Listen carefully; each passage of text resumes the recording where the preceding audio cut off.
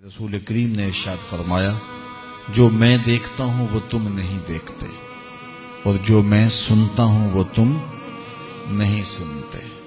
اللہ نے نبی علیہ السلام کو جو سماعت عطا کی ہے، ہم اپنی سماعت کو اس پہ قیاس نہیں کر سکتے، اور اپنی بصارتوں کو اور اپنی سماعتوں کو نبی کی سماعتوں کے برابر ٹھہرانا بہت بڑی حماقت ہوتی ہے۔ اللہ نے نبیوں کو فراواں شانیں عطا کی ہیں اور وہ ان کا مقصوم ہے۔ تو میرے حضور نے فرمایا، جو میں دیکھتا ہوں وہ تم نہیں دیکھتے، جو میں سنتا ہوں وہ تم نہیں سنتے۔ آگے فرمایا کہ اللہ کی قسم، جو میں جانتا ہوں وہ اگر تم جان لیتے تو تم بہت کم ہنستے، بہت زیادہ روتے، تم جنگلوں میں دوڑ جاتے اور تم اللہ تعالیٰ کی پناہ میں آنا چاہتے، یا اللہ ہمیں بچا لے، جنگلوں میں بھاگتے پھرتے، آنکھوں میں آنسوؤں کی لڑیاں ہوتی، چیختے ہوتے، روتے ہوتے، اگر جو میں جانتا ہوں اگر تم جان لیتے۔ قال ابو ذر، حضرت ابو ذر اس حدیث کو روایت کرنے کے بعد فرمایا، کاش کہ میں درخت ہوتا اور کاٹ دیا گیا ہوتا، میں درخت ہوتا جانور کھا گئے ہوتے۔ اللہ اکبر۔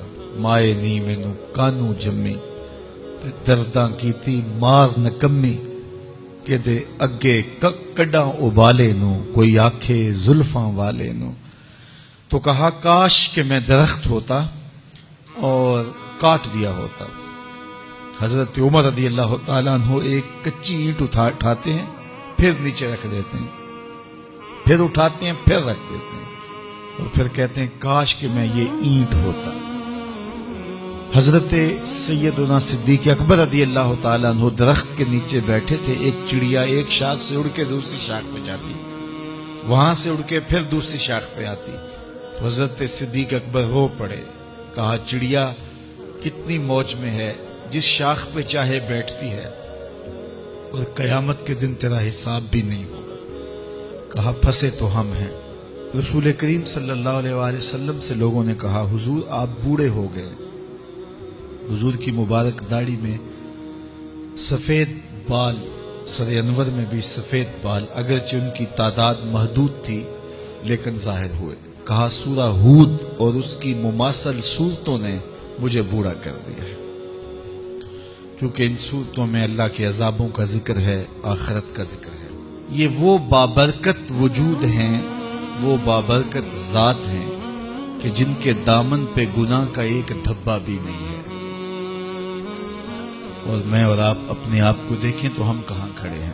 حضور نے حضرت عائشہ سے کہا، زوجہ ہیں رسول کریم صلی اللہ علیہ وآلہ وسلم کی، محبوبہ محبوب کائنات، لیکن ان سے بھی میرے حضور نے کہا، عائشہ گناہوں کو کبھی چھوٹا نہ سمجھنا، گناہوں کو حقیر نہ سمجھنا کہ یہ چھوٹے ہیں کوئی بات نہیں، اس سے کیا ہوگا، اس دن حساب ہوگا، اس دن پوچھا جائے گا۔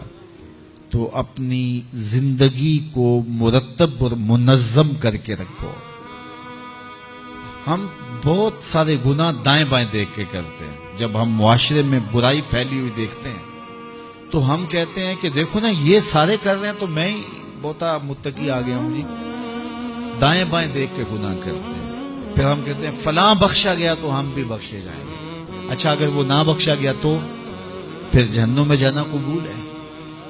تو دائیں بائیں دیکھ کر دلیر ہو جاتے ہیں۔ حضرت عباس اور حضرت عمر رضی اللہ تعالی عنہ کا آپس میں دوستانہ تھا۔ انہوں نے ایک دن بیٹھے بیٹھے عہد کیا کہ ہم میں سے جو شخص پہلے فوت ہو گیا وہ دوسرے کو خواب میں ملے اور قبر کے حالات بتائے۔ اچانک حضرت عمر کا وصال پہلے ہو گیا، سال کے بعد حضرت عمر خواب میں ملے۔ اس نے کہا عباس مجھے وعدہ تو یاد تھا لیکن سخت حساب آن پڑا تھا تو میں تو اس کے اندر لگا رہا، تو اب کیا ہوا؟ کہا پھر اللہ نے کہا چلو اس کو یوں ہی معاف کر دو۔ تو کہا چھٹ کے ابھی ابھی آ رہا ہوں۔ تو میں نے کہا وعدہ پورا کر دو۔ میں اور آپ ٹھیکیدار بن جاتے ہیں جنت کے۔ ہمارے پلے عمل ہے کیا؟ ہیں تو ریاکاری کے شکار ہے ہمارے اعمال۔ تو آئیے ہم اپنی آخرت کے لیے سوچیں، اپنی زندگی کو اچھائی کی راہوں کا مسافر بنائیں۔